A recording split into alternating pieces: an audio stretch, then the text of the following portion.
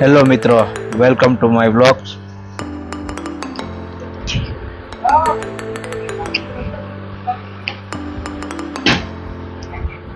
હાલ આપણે રાહુલભાઈ.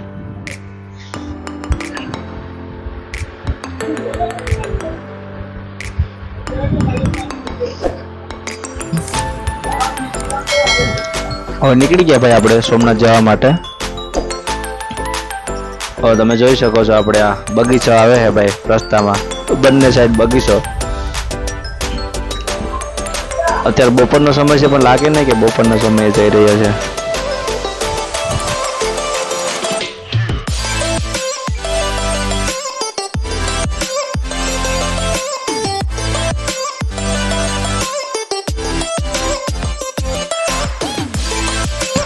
તો રસ્તામાં પેટ્રોલ પંપ આવી ગયા એટલે આપણે હવે જતો હોય પેટ્રોલ પંપે. બાકી પાછા આપણે હવે અડધે જવું એટલે આપણે આવી ગયા હવે પેટ્રોલ પંપે.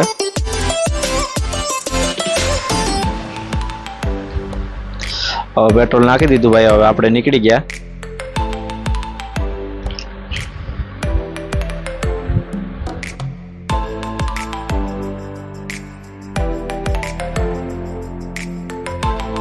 હવે આવી ગયો આપણા ભાઈ નેશનલ હાઈવે, ગામડામાંથી નીકળી ગયા.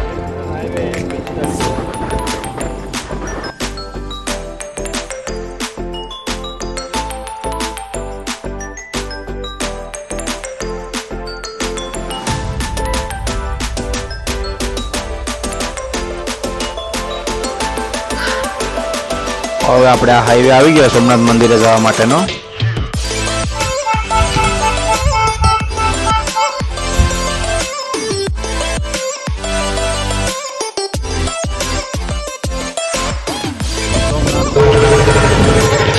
આપણે એક્ઝેક્ટ સોમનાથ પૂગી ગયા હવે. હા, તમે જોઈ શકો છો બહારથી માહોલ. બરોબર, હવે આપણે બાઇક મૂકી દીધી. હેલો મિત્રો, તો આપણે અત્યારે એન્ટ્રી લઈ લીધી છે ભાઈ દરિયે જવા માટે. હવે તમે આ જોઈ શકો છો સામેની સાઈડે, બરોબર, દરિયા આવી ગયા. એક્ઝેક્ટ દરિયાની સામે આપણે એક તો મૂર્તિ છે હનુમાન દાદાની. દરિયા અત્યારે બધા ગરમીને લીધે માહોલ માણી રહ્યા છે.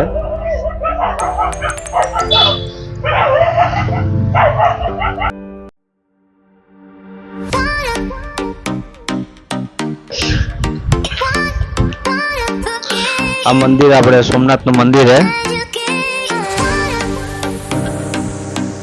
પણ જવા માટે આપણે વહેલી સાઈડથી એન્ટ્રી લેવી પડે અંદર દર્શન કરવા માટે.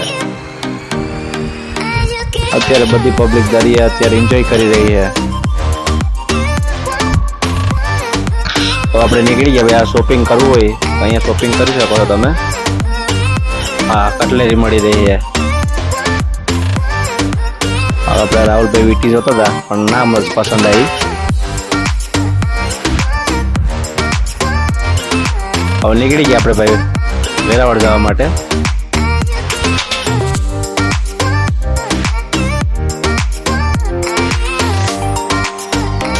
હવે એન્ટ્રી થઈ ગયા ભાઈ આપણે બંદર રોડ ઉપર. જોઈ શકો છો તમે બંને સાઈડ.